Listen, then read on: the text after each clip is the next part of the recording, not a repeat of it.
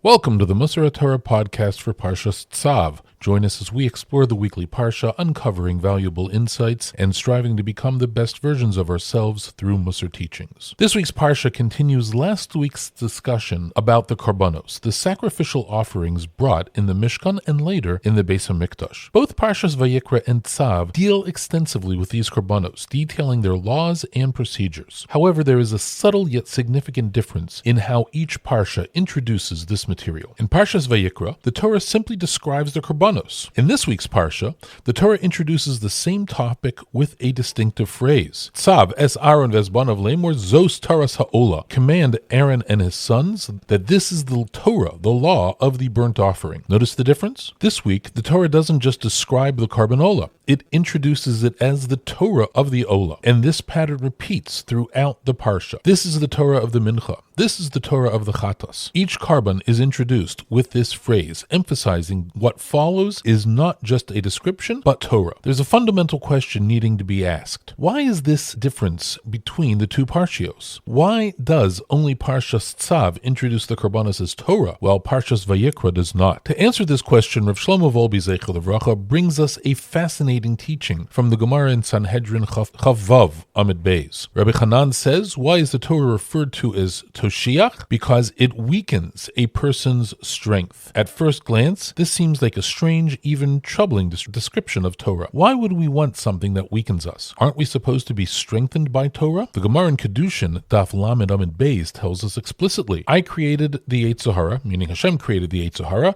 and I created the Torah as its antidote. Shouldn't Torah be empowering us, not weakening us? Rav Wolbe explains that this teaching reveals something profound about the unique power of Torah. The wisdom of Torah is unlike any other body of knowledge because it focuses relentlessly on details. The primary goal of Torah study isn't just to understand broad concepts or inspiring ideas, it's to break down each mitzvah into the many myriad of practical halachos and midos encapsulated within it. This detail-oriented approach is exactly what weakens us, or more accurately, what weakens our yetzer hara. When we study Torah in depth, examining every nuance and specification, we are engaging in the kind of rigorous intellectual and spiritual work that drains the vitality from our negative inclinations. The Gemara in Kedushin, Daf Lamed Amid Beis, also gives us a practical guidance on this. If the yetzer hara overcomes you, drag it into the base medrash. Rav Yisrael Salanter adds a crucial insight to this instruction. He points out that not just any Torah study will do the job. A person should study in depth, really digging into the laws and details, specifically in areas where they struggle most. This focused, detailed Torah study has the unique ability, as the Gemara says, to smash the yetzer hara into smithereens. Think about what this means practically. If someone struggles with lashon hara, they shouldn't just learn the general concept that speaking negatively is wrong. They need to study the intricate laws of what constitutes lashon hara, when speech is permitted and when it's forbidden, the fine distinctions between different types of speech. The very act of engaging with these detailed halachos begins to reshape their thinking patterns and weaken the pull of the yetzer hara. Now we can understand the distinction between Parshas Vayikra and Parshas Tzav. In Parshas Vayikra, the Torah provides us an overview of the korbanos, their basic structure and purpose.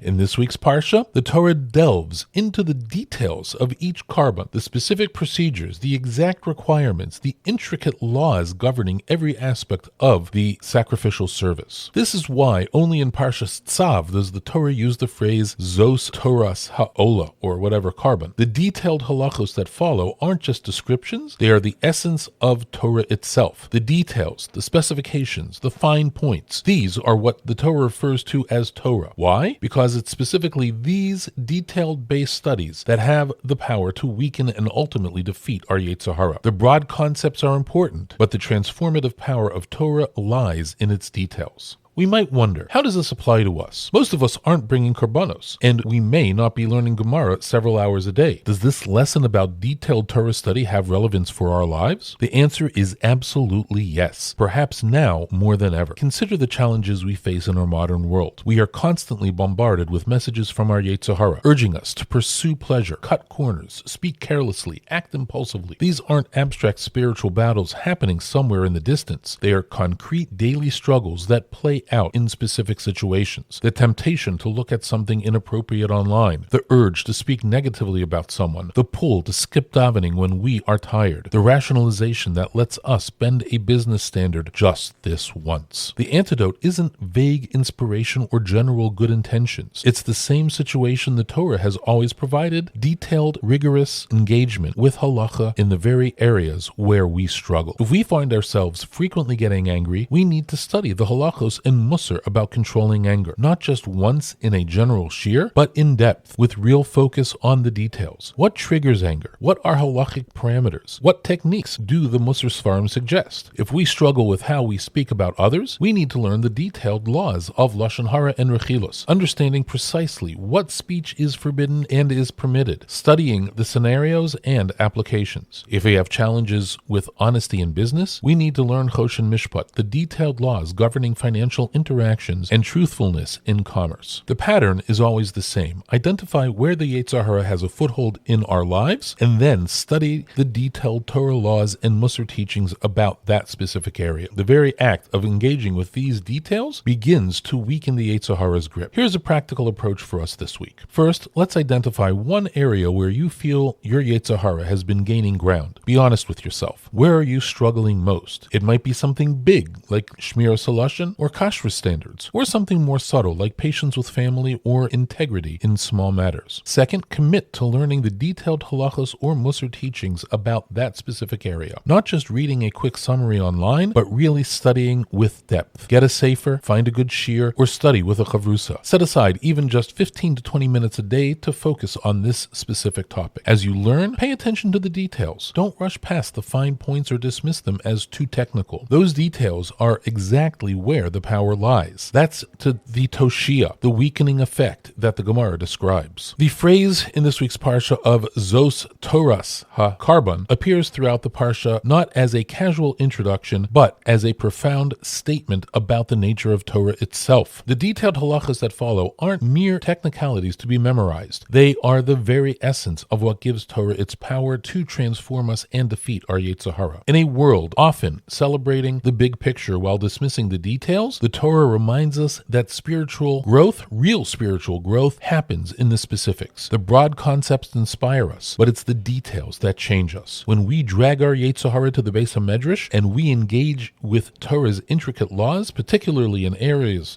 where we personally struggle, we are accessing the same power that has sustained our people for millennia. We are letting the Torah do what it was designed to do: weaken the yetzer hara's grip on our lives and give us the strength to serve Hashem with true devotion. May we merit to appreciate the power hidden in every detail of the Torah, and may our learning give us the strength to grow continuously in our avodas Hashem. Thank you for joining us for this episode of the Mussar Torah podcast. Until next time, may we continue growing in our understanding and in our avodas Hashem. Have a good Shabbos.